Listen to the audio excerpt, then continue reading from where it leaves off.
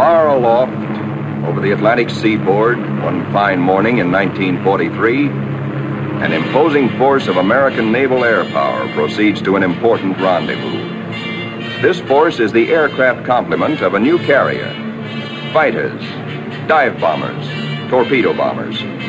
With the air group commander leading everyone, they are flying out to sea to join the ship which will be their floating home and fighting base. He is one of many carriers which the American people have built since Pearl Harbor to destroy the enemy in his own part of the world, far away. And there now is our base, powerful and serene. In honor of all American aircraft carriers, let us call her the Fighting Lady.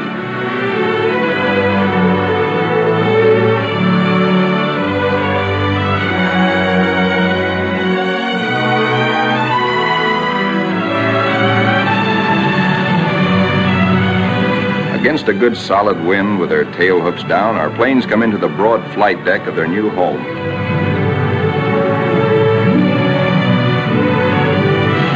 In case the plane's hook fails to catch the arresting gear, there's a series of stout wire barriers. Number one man on the flight deck just now is the LSO, the landing signal officer, always a flyer himself.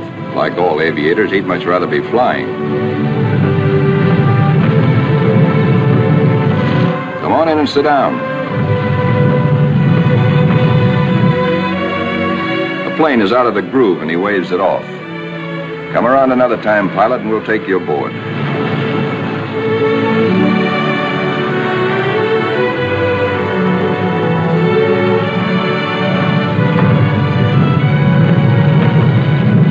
When planes land, they taxi quickly forward out of the way. Later, they'll have to be shifted to the stern and rearranged in proper position for takeoff. This is called respotting the deck. Here is our skipper, Jocko, a veteran Navy flyer, Annapolis, 1917. He is not impressed by our earnest efforts, nor the flight deck control officers. The skipper calls all hands together and gives us a piece of his mind. We'll never be ready for combat unless you flight deck crews learn right now to work as a team. Don't you men realize that before long we'll be in dangerous waters? That's too slow. Bear a hand.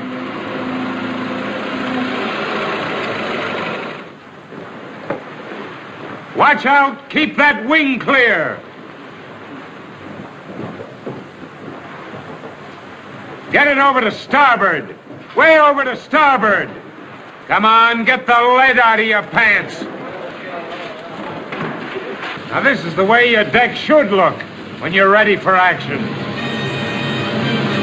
Our ship, our Fighting Lady, is enormous, wonderful, and strange to us. From stem to stern, the entire ship is a honeycomb of watertight and flame-proof compartments. Far below the waterline are engine rooms, fire rooms, fuel tanks, magazines packed with enough assorted high explosives to blow us all to kingdom come. The hangar deck is like a gigantic tunnel, nearly 2 city blocks long and wide enough to house 4 freight trains abreast.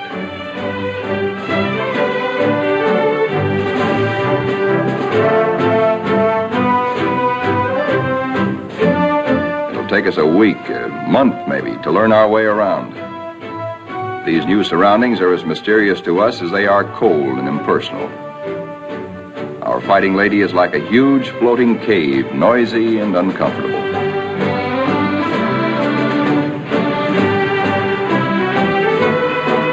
Elevators as big as a tennis court carry us topside to the flight deck. The great superstructure rising amidships is called the island. This is truly the ship's nerve center, its fighting brain. 85% of us who make up the Fighting Lady's family are volunteers in this war and have never been to sea before.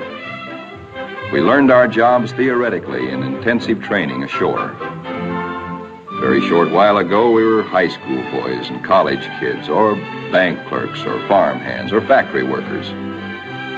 Now we are blue jackets and Marines, all members of a naval combat team nearly 3,000 strong. In our multitude of new tasks and duties as a team, We're very green, but curiosity and comradeship and the instinct of self-preservation are great teachers.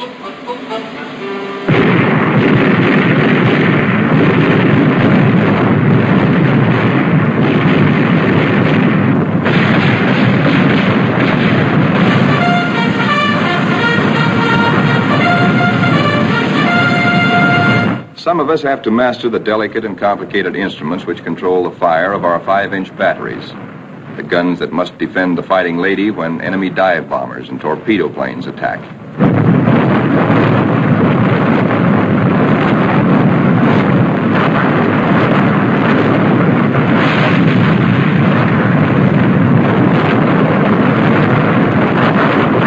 We train and train to learn our stuff and earn our E for efficiency.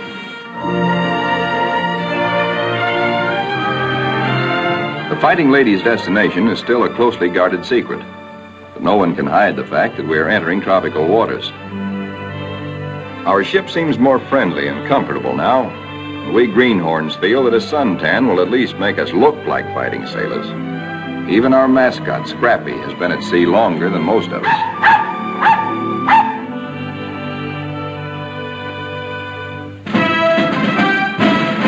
Some of the mystery that has been hanging over us is lifted when we enter the Panama Canal.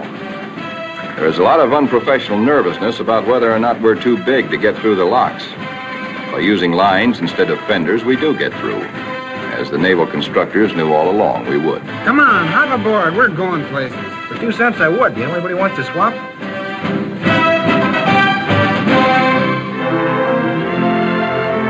Now we stand out into the Pacific, and life aboard settles down into monotony. Here are our aircraft pilots, officers all. Ship's company call them the glamour boys. They are the men who fly and fight our planes. All the efforts of all the rest of us are concentrated on putting these people into the air and getting them back again. Most of us are hiding a certain amount of nervousness and anxiety, for many of us are Johnny-come-latelys, reserve officers who only recently learned to fly at Corpus Christi and Jacksonville. Others among us are specialists who trained at Quonset Point, Rhode Island. Reserves are called by the regulars, in a friendly way, 90-day wonders. In return, the Annapolis regulars are called the trade school boys. But whether Quonset or Annapolis, all are bound together in the fraternity, the close fellowship of Navy men.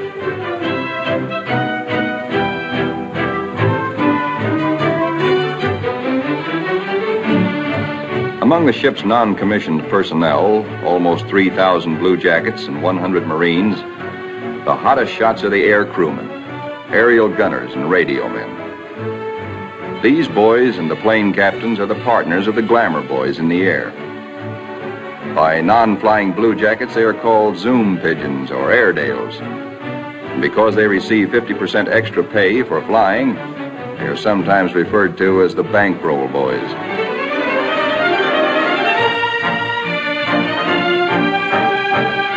Everybody aboard ship backs up the flying group. This requires the efforts of all manner of people. Many of the jobs are far from glamorous. All the little tasks and services you find along Main Street must be performed by some members of our carrier's crew. For though the Fighting Lady is a powerful ship of war, she is also a sizable American community, whose population must be supplied with all the necessities and some of the comforts of home. Doc Sorensen, the pharmacist mate, is just like a village druggist. And next door is our hospital called Sick Bay. It has only a few patients now, but soon it is to be filled with our wounded. Men like these who perform the humble jobs that make life aboard a fighting carrier more bearable, the barbers and the cobblers, are seldom mentioned in communiques. They all have a place in our fighting team. Weeks pass. Now we are far out into the Pacific, which is a very considerable body of water. Monotony shuts down on us between our duties. Guessing where we're bound is still our chief pastime. Will we put into Pearl? Are we going to Iron Bottom Bay? Or maybe even to the Aleutians? All such gossip and rumor are called scuttlebutt or drinking fountain conversation.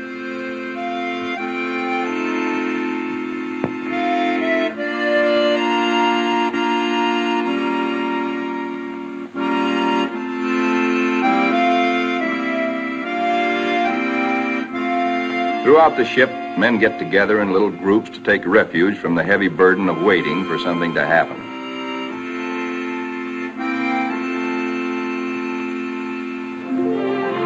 And then one day, out of nowhere, comes a fast fleet tanker, and we're refueled at sea. This tells us something. This tells us that we are not going to Pearl or any other land base for a long, long time.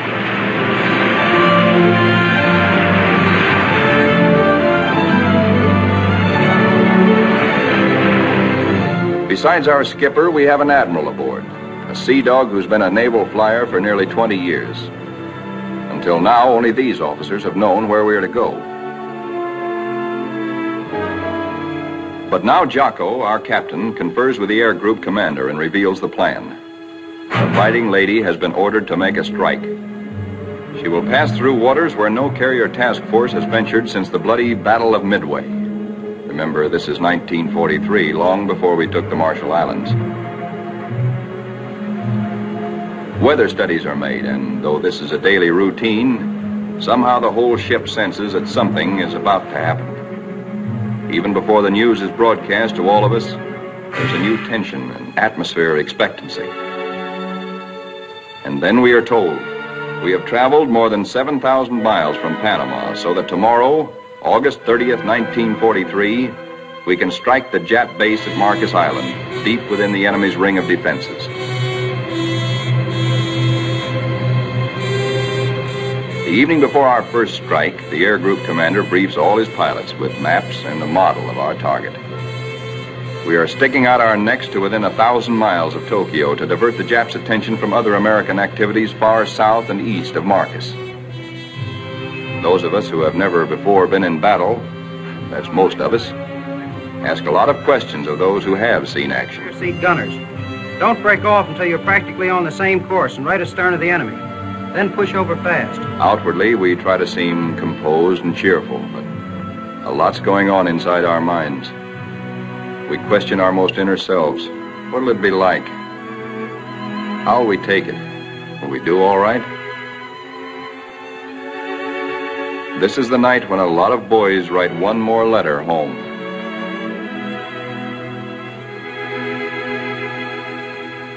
Among those playing acey-deucey in the wardroom is a chubby 23-year-old from Eureka Springs, Arkansas, Lieutenant E.T. Stover, nicknamed Smokey. That's he sitting on the far right.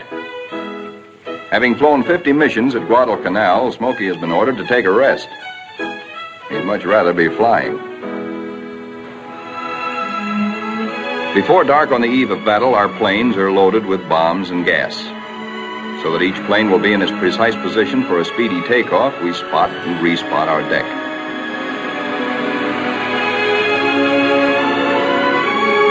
Now all is perfect. We will strike at dawn. And now GQ, General Quarters.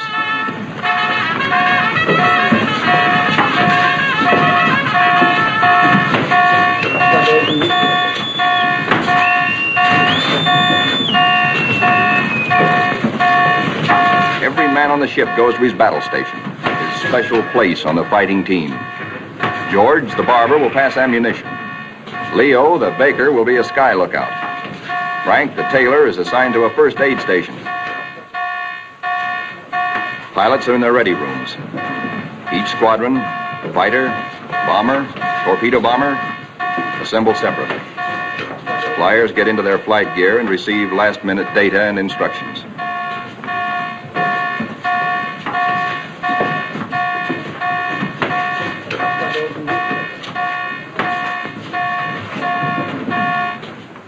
On the flight deck, our first battle dawn awaits us.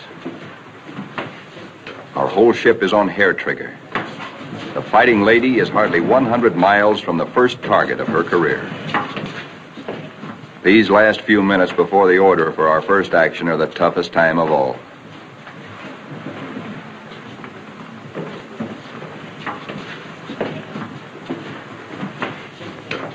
A wise man once said, "War is mostly waiting." We learn now what that can mean. At last the word comes. Pilots, man your planes. Ready room 3, roger. Pilots, man your planes.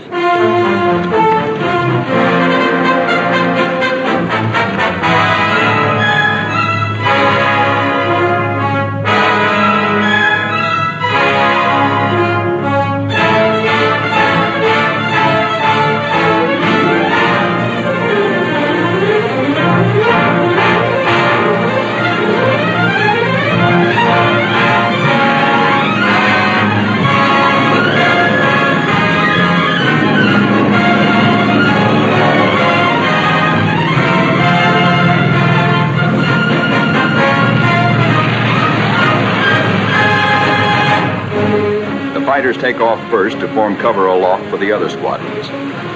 Then the bombers, heavy laden with destruction.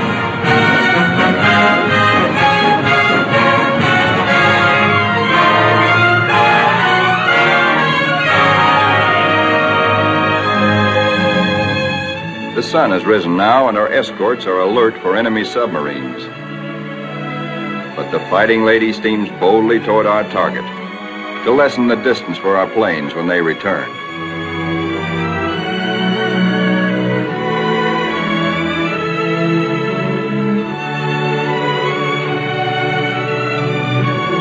The radio plotting room is the electric eye and ear by which the Fighting Lady detects and keeps tab on all planes and ships for miles around us. Smokey, the fighting ace from Arkansas, has been put in charge of this room for our big day. Hunched among his assistants, Smokey is like a super quarterback on a super football team. He is in constant touch with our entire air group.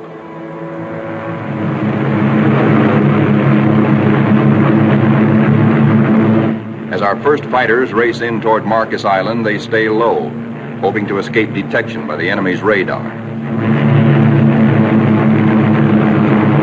Then they climb suddenly and dive. A surprise strafing attack on the enemy's airstrips. These red balls floating up at us so lazily are anti-aircraft fire. There is 3 times as much of it coming up at us as we can see, because only 1 shell in 3 is a tracer. What look like fiery pollywogs are tracers from our own wing guns. The ack-ack is much heavier than expected, but through it we go to knock out enemy bombers on the ground. All through these battle pictures, realize that we are looking straight down our own gun barrels. These pictures are taken automatically by the same mechanism that operates the guns. Pictures even shake with the gun's recoil. Our eye is now the very eye of our fighting airplane.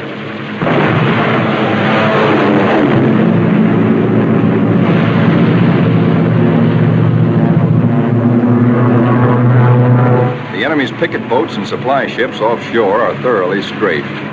No longer will these craft bring rice and sake and munitions to Marcus.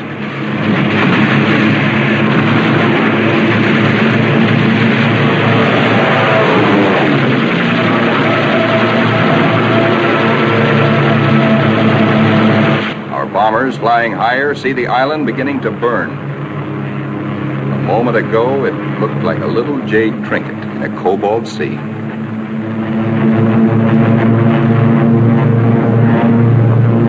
As the fighters and bombers swing victoriously away from Marcus Island, towering columns of smoke show the thorough job our boys have done.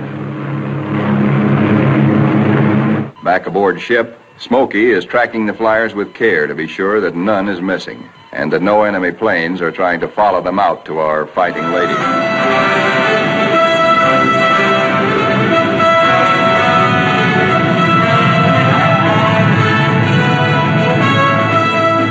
As our planes come aboard, there begins an operation almost as exciting as the attack itself. A ballet after battle, with the plane directors as dancing masters. The whirling propellers fill this scene with danger, but now our crews are trained and adept.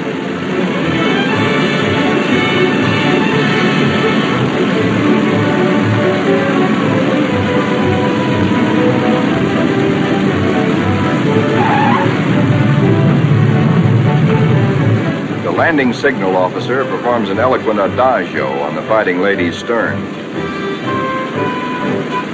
warning to the rest of the cast to stay off stage until a limping member can be led out of the way.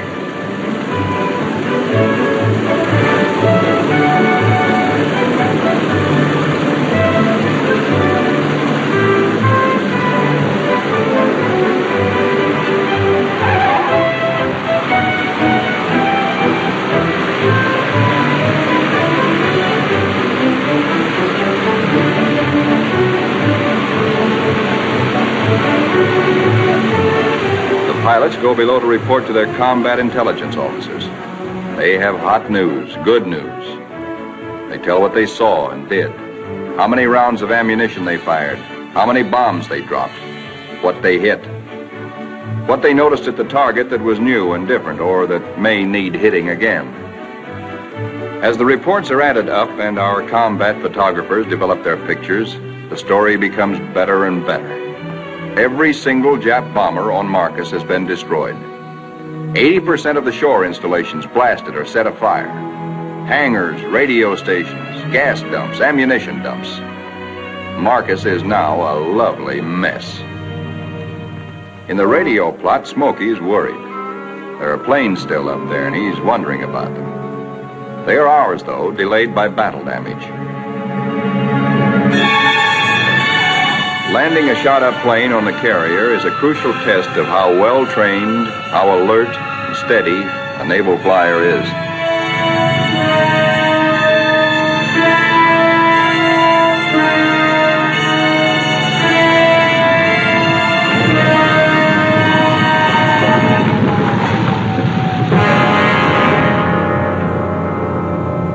The Fighting Lady now has met her enemy. In the wardroom, the pilots who this morning felt new and nervous now talk like veterans. We have been baptized by fire and have survived nicely.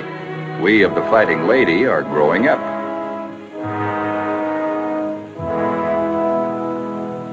The admiral of our task force knows the overall strategy of the whole Pacific campaign. To smash straight through Japan's outer network of islands, to recapture the Philippines and land on the mainland of Asia. Thus, we will deny Japan supplies from Malaya and the Dutch East Indies and leave her far-flung island garrisons marooned. Then we will reach out and really help our ally China. Months after Marcus, this campaign is well started. Our carrier task forces have been in many battles. And now, early in 1944, the Fighting Lady's target is Kwajalein in the Marshall Islands. These are Jap Zeros. Fighter screen being pierced by our planes and planes from 8 other carriers, preparatory to strafing Kwajalein and bombing it apart. Our fighter pilots have improved with practice, with the confidence that comes from experience. They estimate their range by watching their tracers. They hold their fire until their wing gun bullets converge at 300 yards. Shoot in bursts instead of in steady streams, which heat up the guns and spend ammunition.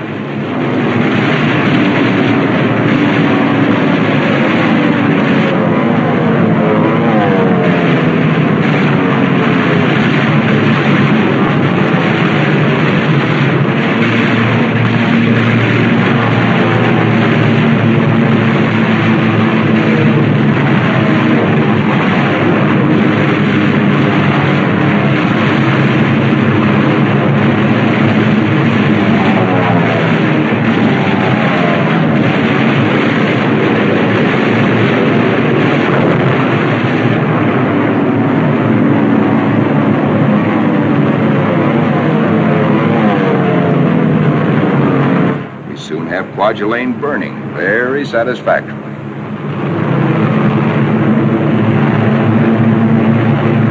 After our bombing attacks and heavy shelling by our surface ships, assault craft filled with Marines and Army hit the beaches. And very soon after that, Kwajalein is ours.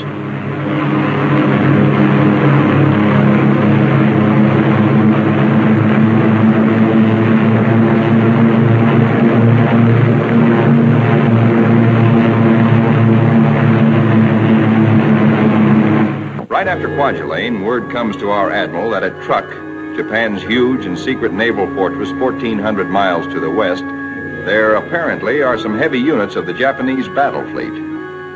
Perhaps we can surprise them. Again, the Fighting Ladies squadron and squadrons from other carriers take off for combat. A lot of mouths are dry at the thought that our target is mighty Truk. The rear seat gunners look back at the Fighting Lady, wondering when and if they will ever return to her.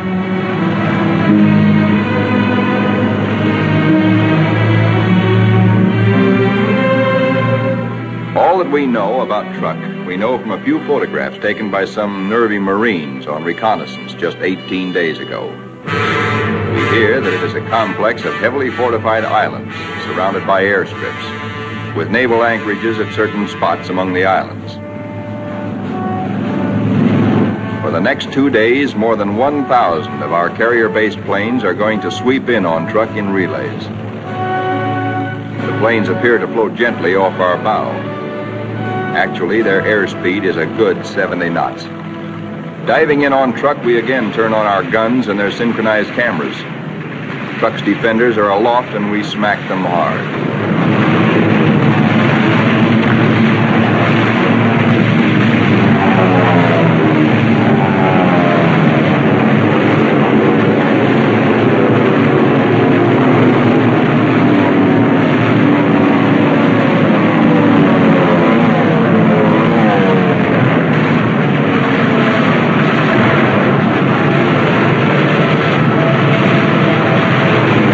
Hearts that were in men's mouths before this strike began now settle back into place and are singing once more.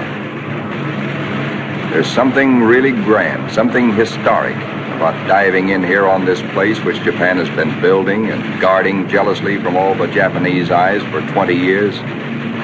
We dive right in low and take a good look at fighter strips, bomber bases, and seaplane ramps.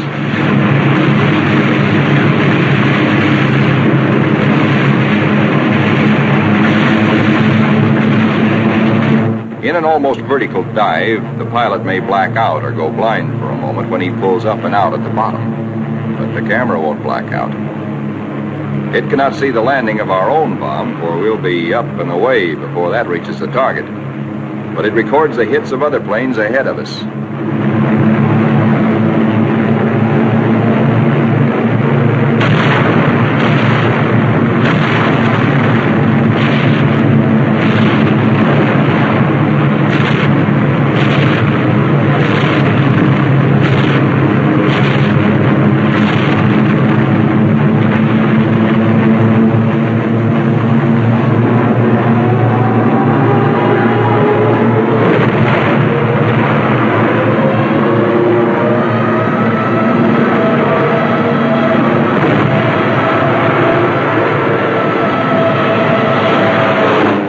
To find the Jap fleet here, but most of it's gone.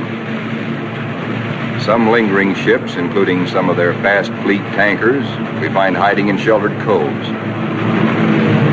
The vessels which we are now strafing are other fleet auxiliaries, rice boats, transports, and ammunition ships.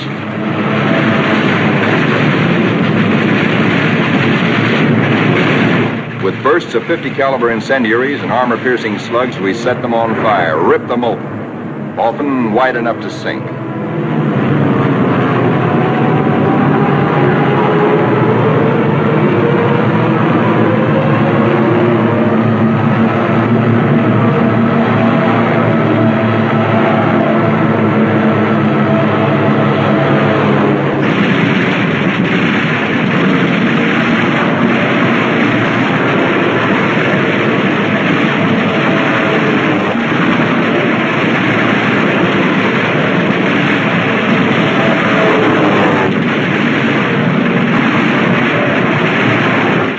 Ships filled with TNT is not very healthy for pilots who dive too low.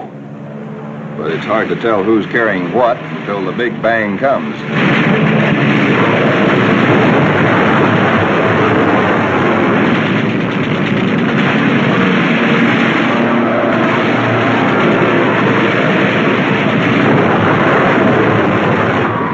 Returning to the deck at 130 miles an hour with a flap shot away, all a pilot can hope to save is his own skin. Here comes our new air group commander. He's had a bit of trouble. His windshield is blotted with blood, and he has to feel his way aboard. Strafing at low altitude, he took a 40-millimeter anti-aircraft burst right in the face. More than 200 wounds, and his plane a sieve. But he'll live to fly again. Some planes will not return, but others come back and land somehow, anyhow. Considering the toughness of truck, our losses are astonishingly light. No time is lost getting casualties below.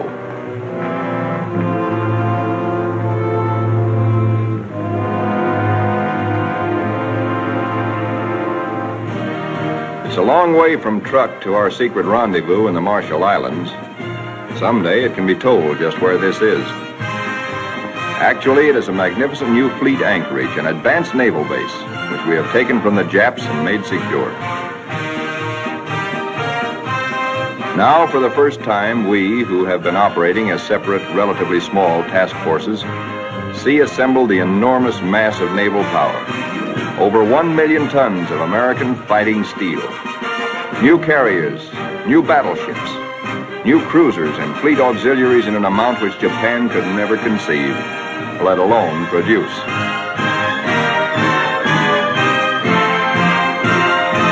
That we are able to maintain supply lines over the vast distances of the Pacific is one of the miracles of this war.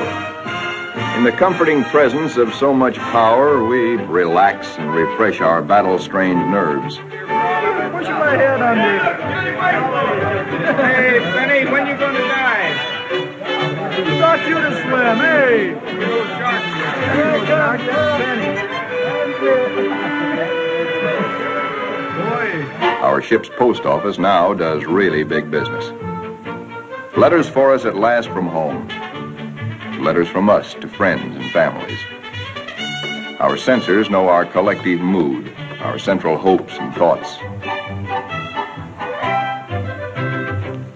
The stuff is really getting out here now. I can't tell you much about it, but oh boy. And the more we get, well, the sooner I'll be seeing you. All hands are called together. Our old skipper, Jocko, has been promoted admiral. Our new one's name is Dixie. Men, as soon as I finish talking, we are getting underway. Our fighting lady is now part of what is designated Task Force 58. As you know, our final destination is a place called Tokyo. We'll have to fight hard to get there, but when we drop our hook at Yokohama, I'm going to throw a party. All hands are cordially invited.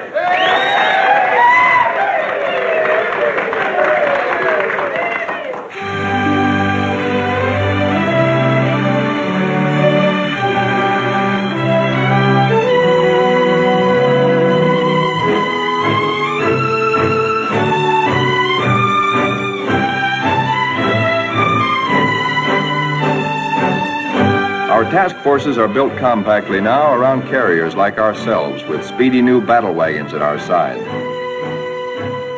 A carrier skipper never leaves the bridge at sea because carriers and their planes are the first to strike the enemy or to be struck by him. Our aircraft pilots are constantly on call, for despite the massive power spread out around us, these are still dangerous waters. Our pilots know this all too well, but it doesn't worry them now, for they're seasoned. They know how. There are a lot of new faces among us, but most of these men, too, have been in action. At places like Hollandia, Mille, Jaluit, Palau, Rabaul, Wake, Maloelap. Our rear seat gunners and radio men are old hands now. Some of their faces are different, too, because there have been replacements. A lot of them have been made commissioned officers. There's a saying in the Navy that you never learn to love a carrier until she gets hurt. Well, perhaps we don't really love our fighting lady, but we've become mighty fond of her and almost comfortable, almost at home.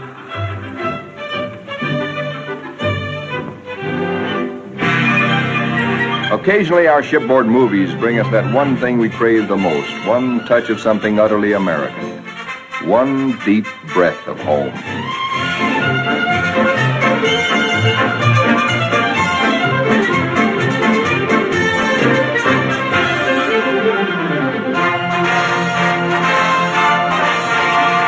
Like Jocko, our new skipper, Dixie, is an old hell-diving Navy pilot.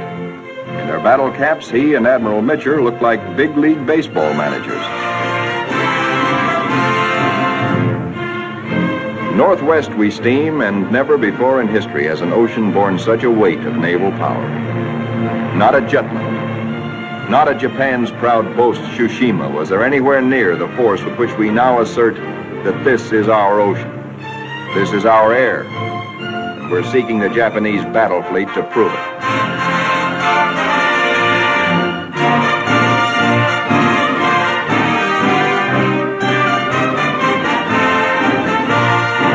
With our cruisers and our biggest new battle wagons present, we are strong enough to hope, really to hope, that we may provoke the Japanese fleet into accepting a fight.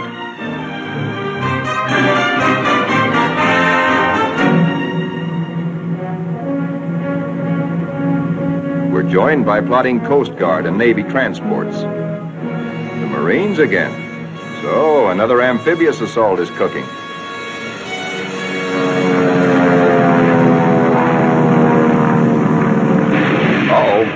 Our patrols have spotted an enemy search plane and are after her. She's a big bird. A 20-ton, four-motored Kawanishi seaplane, the kind we call Emily's.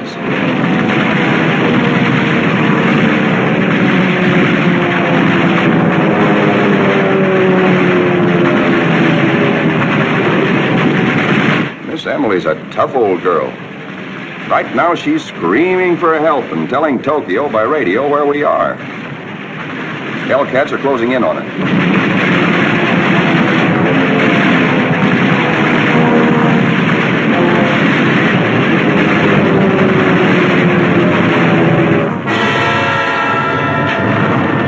So long, Emily.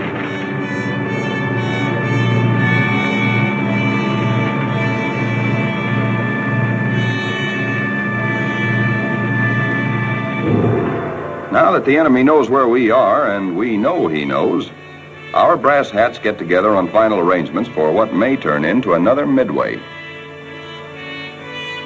Our objective, first of many in our drive through to the Philippines and China, will be the Marianas.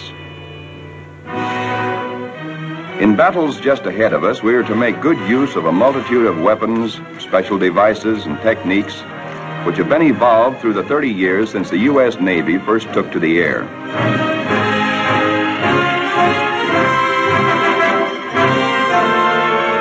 Not only did our naval flyers create the aircraft carrier itself, but it was they who devised the torpedo plane and invented and perfected dive bombing.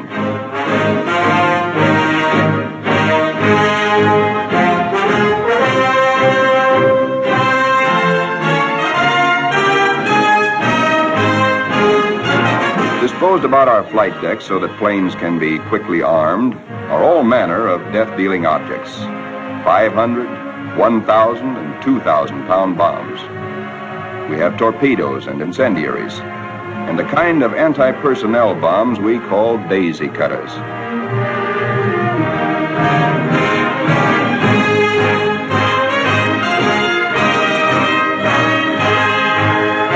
Some of our bombs are armor-piercing, some for fragmentation. Others have delayed action fuses to prolong the effect of our bombardment for hours after we have delivered it. Here are the new rockets, which pack the same wallop as a 3-inch shell. They weigh little, and because there isn't much recoil, they can be fired from planes. On the eve of battle, we are told to scrub up to lessen the danger of infection in case we're wounded.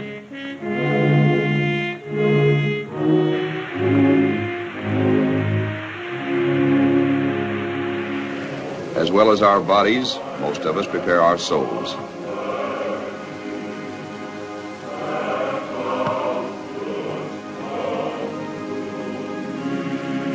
Always on the eve of battle, divine services are held in relays, so that every one of our fighting ladies' 3,000 sons has a chance to attend.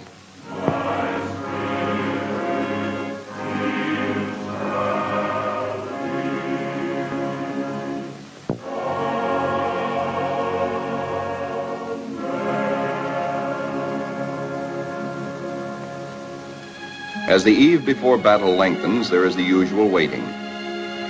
Again, we're reminded that war is mostly waiting.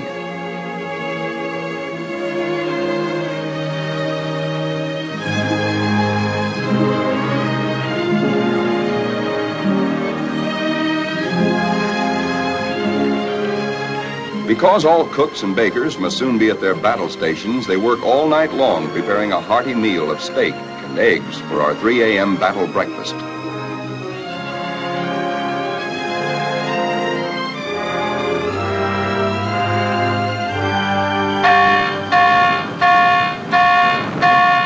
We are being attacked.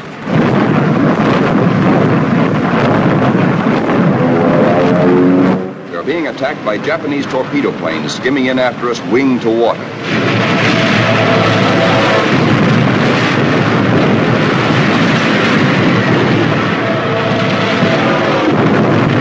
All they want is one hit on our flight deck. We have nearly 90 planes fueled and loaded with bombs, ready for the takeoff.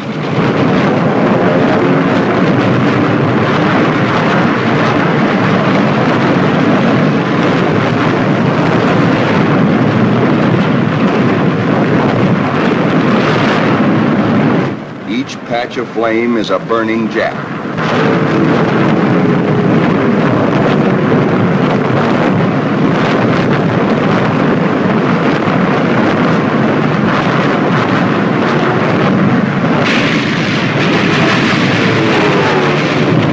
In this surprise attack, 19 Japs are polished off by our ship's batteries.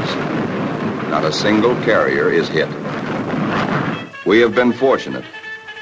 So now commences another major moment in the fighting lady's career. Flight quarters sounds. In this modern warfare, the young plane captains are to their pilots what squires were to armored knights of old. In this operation, typical of many more to come, a lot of other fighting ladies will be involved. Nearly 2,000 carrier-based planes, all of them attacking in air groups like our own.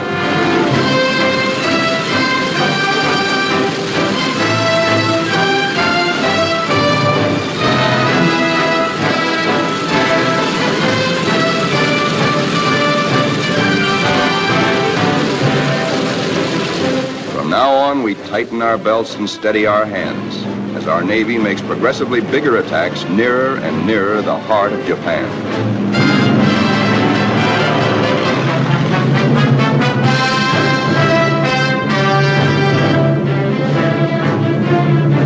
At his post and radio plot, tracking down enemy planes and cursing the luck that keeps him out of the air, Smokey chafes at being grounded on a day like this, especially when targets are juicy ones. All the Jap air bases and military installations in the Marianas, and a special prize package, Guam, the island which we did not fortify, but the Japs did. Now comes word that the Japs have sent strong air reinforcements to Tinian, which flanks Guam. Again, our synchronized cameras record, as no human eye and memory could record, just what our guns and bombs do to the enemy. These pictures enable our air combat intelligence officers to assess the damage as we swoop down upon Tinian.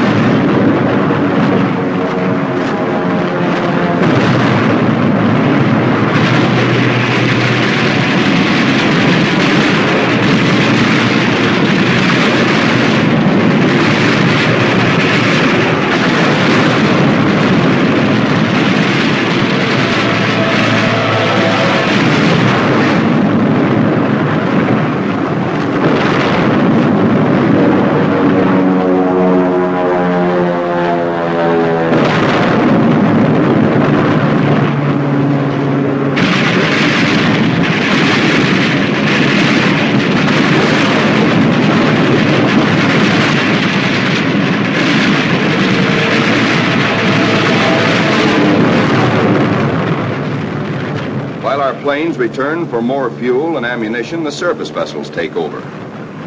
Prodigious naval barrage to prepare the beaches our assault forces are going to hit. Not only our newest, but some of our oldest and proudest battleships are here. The Colorado, the Tennessee, and the USS Pennsylvania, flagship of World War I.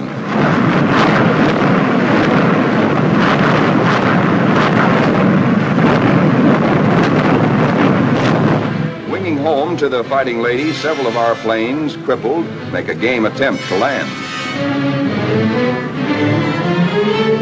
Now is when the landing signal officer must judge not only the speed, but estimate the battle damage of planes like these.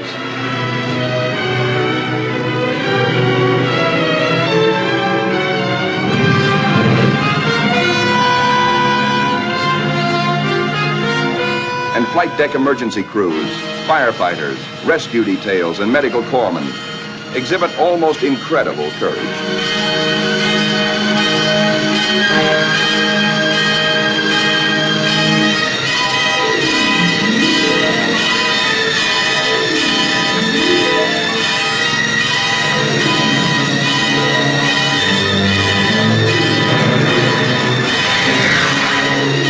The pilot of a torpedo plane has been unable to release his load of incendiaries. Burning thermite is spilling out at incandescent heat. In the plane's tanks remain about 75 gallons of high-octane gas. The men who brave this danger to save pilot and crew deserve every citation they get.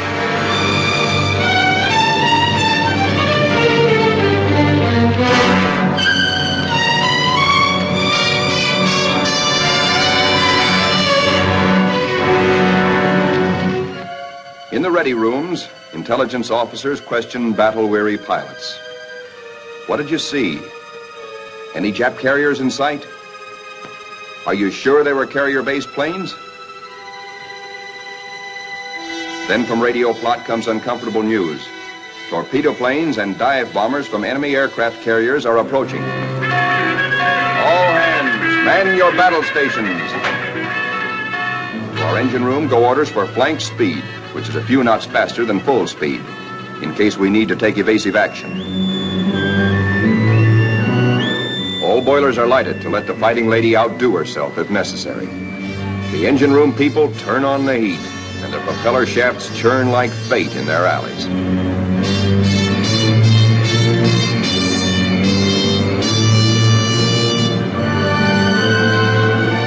The Fighting Lady leaps through the sea on her guard.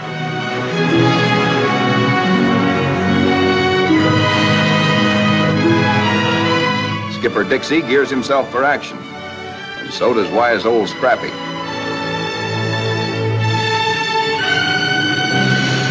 And now, here they come.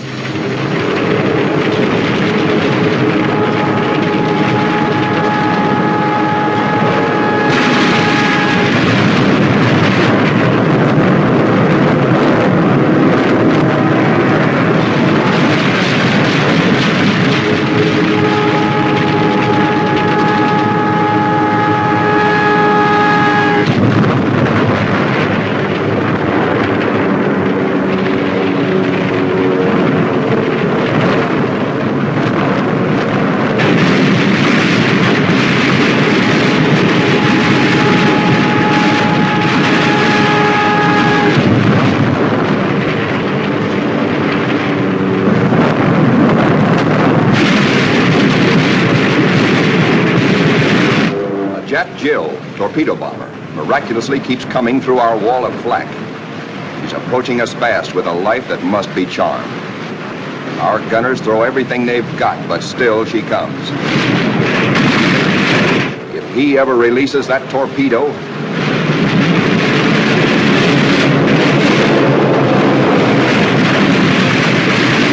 she missed us. Either the pilot was already dead or his release gear jammed. Smokey, the pride of Arkansas, hears about that one. He almost takes off. Now our reconnaissance has spotted the Japanese task forces. This is the moment we've been fighting and praying for. Every plane that can fly and every qualified pilot is ordered into the air. At last, Smokey gets his chance to fly again. Pilots, man your planes. Pilots, man your planes.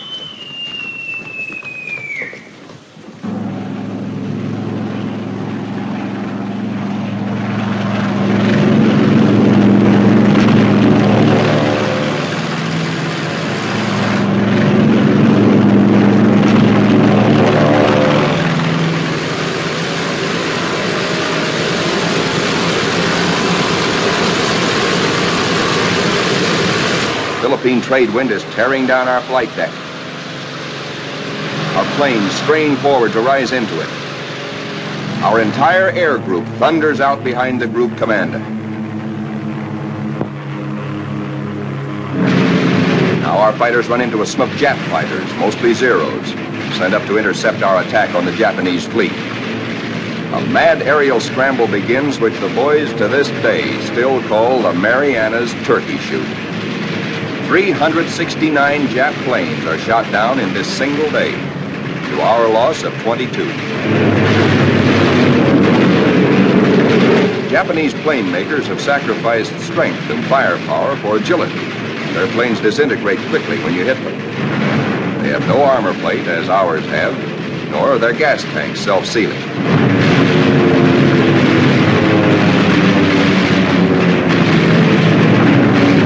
These little monkeys are fancy flyers. They think aerobatics can win dogfights, whereas we believe in smooth flying and careful shooting.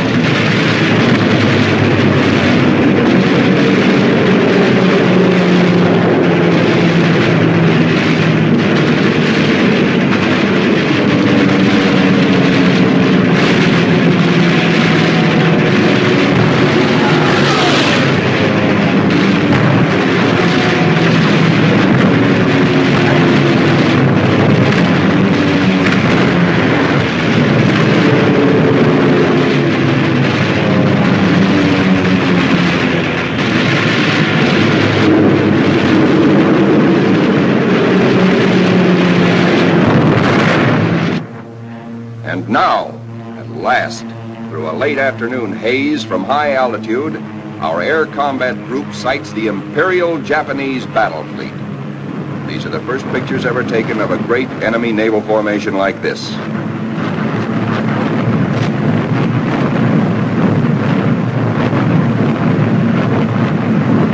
There it is, that Imperial fleet, crawling around below us in violent evasive action.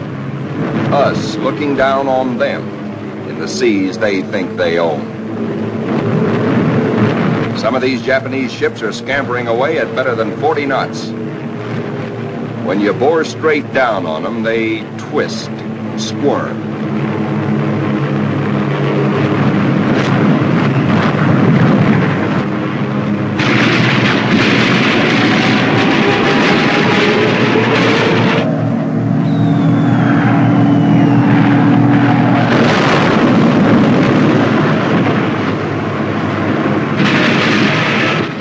A big destroyer at the bow, hoping to shoot out his bridge, and he shoots back plenty.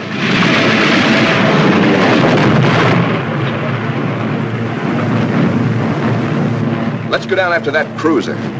He answers us emphatically from the forward turret.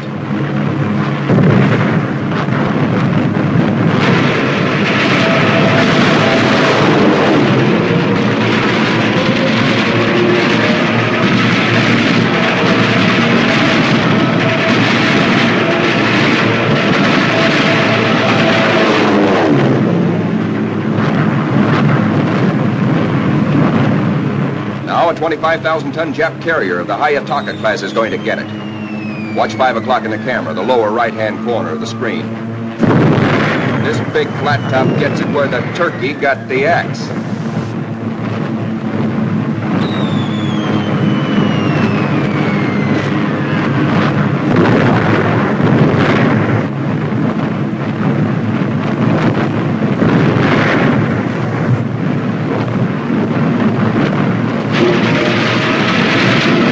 Touch off some of these babies. Just watch this one. And now we come home from the Battle of the Philippine Sea. 17 Jap warships have been sunk or severely damaged. Several of our returning planes have been badly shot up. A dive bomber comes in out of gas. He pulls off to starboard, but noses over because his wheels are down.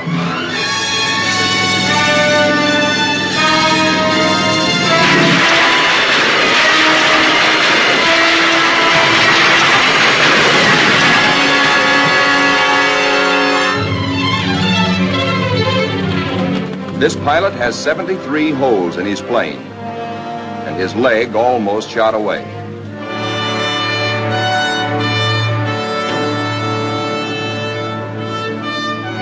To clear the deck for other planes, number 30, badly damaged, is jettisoned, given the deep 6.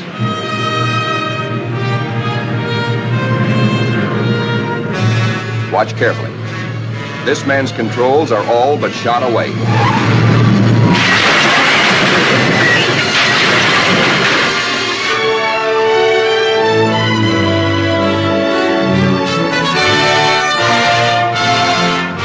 He steps out of it, smiling.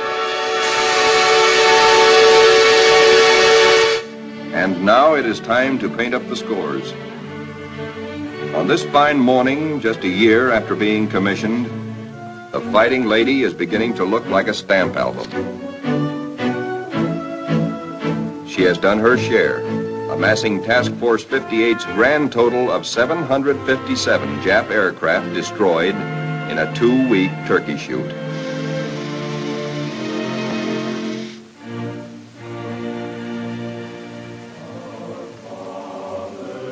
But there's another score to add up. Our own casualties. Quite a few faces are no longer with us on the Fighting Lady. Among them, Commander Upson, skipper of our torpedo squadron. Lieutenant Pappy Condit. Lieutenant John Meehan. And that fightingest gentleman, Lieutenant Smokey Stover. Yes, Smokey's missing too.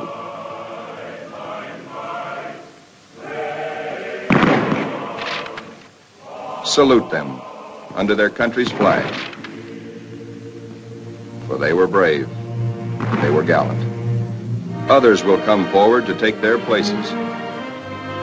For the battles we have fought on the seas and in the sky are only the beginning. Still hungry for battle will steam our carrier. Serene, powerful, unafraid. She and her planes will come home again someday, God grant, but not until the bitter, glorious end. For she is, and we salute her, the Fighting Lady.